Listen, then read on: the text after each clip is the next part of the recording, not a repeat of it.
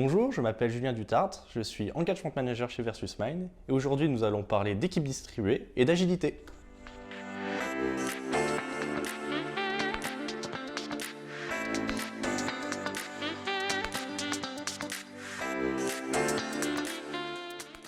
Dans le cas du travail avec des équipes distribuées, l'agilité s'impose d'elle-même. Mais déjà, qu'est-ce qu'une équipe distribuée?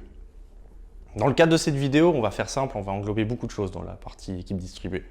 Tout ce qui est travail à distance au final. Ça prend en compte notamment des personnes qui peuvent travailler dans des villes différentes, dans des agences différentes, voire pourquoi pas dans des pays différents également. Donc il y a toute une notion de culture différente qui rentre en jeu. On peut prendre aussi tout ce qui est nearshore, offshore, mais aussi une situation, en tout cas quelque chose de très actuel, qui est le télétravail. Concrètement, comment travailler en agile avec des équipes distribuées? Déjà, ça commence par les rituels, par les cérémonies. Il y a des moments de rencontre qui se font. On a déjà les daily meetings, les revues de sprint, les rétrospectives de sprint. Tous les rituels en fait de Scrum sont des moments d'échange. Tous ces moments sont des moments de rencontre, donc il faut en profiter pour échanger. Il y a des petites astuces qu'on peut mettre en place dans le cadre de travail avec des équipes distantes. Déjà, raccourcir la durée des sprints. Si on raccourcit la durée des sprints, on va faire des planifications de sprint et des revues de sprint de manière plus fréquente, donc des réunions plus fréquentes, donc des échanges plus fréquents. Si possible, faire certaines de ces revenus sur site. Quand je dis sur site, c'est-à-dire essayer de regrouper le plus possible les gens. On n'est pas obligé de le faire pour chaque revue, ça peut être assez chronophage et prendre du temps et être aussi assez onéreux. Mais en faire certaines en présentiel, tous au même endroit, peut être intéressant. Et enfin, même si ce n'est pas dans l'agilité, il faut bien prendre en compte l'arrivée, le onboarding des nouveaux consultants, des nouveaux arrivants au sein d'une équipe. Aussi, ce n'est pas parce qu'on travaille tous au même endroit qu'on travaille forcément bien. On peut avoir des problèmes de communication même si on est dans le même bureau, dans les mêmes pièces. On peut appliquer des mauvaises pratiques, avoir une mauvaise collaboration directement, même qu'on soit en équipe distribuée ou non. Pour que cela fonctionne, équipe distribuée ou non, il faut des liens. Et ça tombe bien, c'est un peu aussi ce qui se cache derrière les 5 valeurs de Scrum. Tout ceci, au final, se fait en collaborant. N'oublions pas qu'en fait, peu importe où sont les personnes restent des personnes, des êtres humains.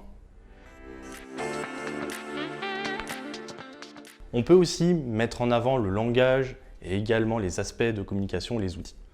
Pourquoi? Parce qu'une équipe, c'est avant tout de l'humain. Je vais prendre un exemple très concret. Quand on travaille sur des projets en agence, on peut travailler avec des consultants qui sont chez nous à Nancy, à Strasbourg, voire même à Maurice. Et là, on ne parle pas d'une équipe à Nancy, d'une équipe à Strasbourg et d'une équipe à Maurice, mais on parle d'une seule équipe, c'est un nous collectif. Pour que ce nous fonctionne, n'oublions pas le manifeste agile. Des individus et leurs interactions, plus que des outils et des processus. Il y a beaucoup d'humains là-dedans.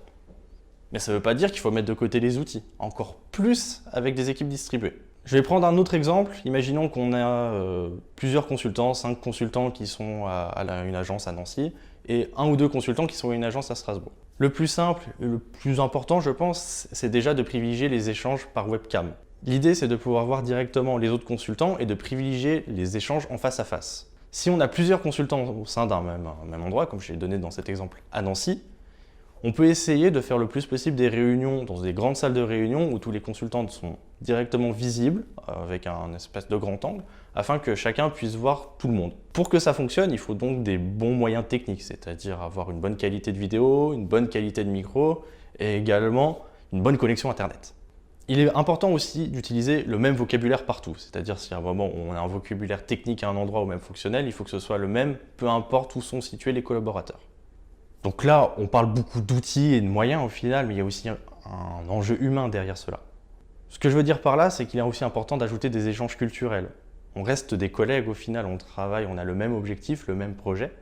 Avoir des échanges culturels permet de resserrer les liens. Je vais redonner encore un exemple très concret. Nous, entre Nancy et Strasbourg, on aime bien beaucoup se taquiner sur la gastronomie par exemple. C'est tout bête, mais ça permet aussi d'apprendre un peu plus sur les traditions locales, tout simplement, et de comprendre un peu mieux les gens. Mais on a la même chose, nous, avec Maurice, on a une agence à Maurice. On avait eu un jour férié, donc je me suis renseigné un peu pourquoi on avait ce jour férié à Maurice en 2021. Ce jour férié était en fait la fête de la lumière d'Ivali, donc ça m'a permis d'un peu échanger, de voir un peu la culture locale. Petit focus aussi sur le management visuel, c'est quelque chose qui est beaucoup associé à l'agilité. C'est encore plus primordial plus important dans le cadre d'équipes distribuées. Avec le board Azure, on peut avoir par exemple un espace virtuel de management où on peut voir les activités de chacun. Nous disposons également d'outils pour faire des planning poker en ligne. C'est souvent quand même plus agréable de les faire en présentiel, mais il reste tout à fait possible de les faire avec des outils virtuels où chacun peut voter de son côté. Et en parlant de système de vote, il existe la même chose pour les rétrospectives en fonction du format qu'on veut mettre en place, mais on peut également les faire à distance avec des outils informatiques qui permettent de rendre ça parfois un peu plus ludique.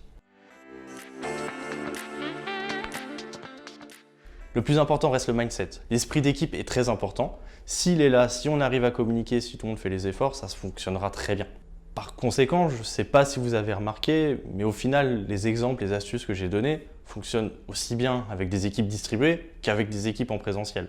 Souvent, on retrouve quand même les mêmes problématiques de collaboration. Les problématiques de comprendre l'autre, d'échanger, d'avoir le même langage. Elles peuvent très bien arriver en présentiel ou en distanciel. Merci d'avoir écouté cette vidéo et à bientôt pour de prochaines vidéos.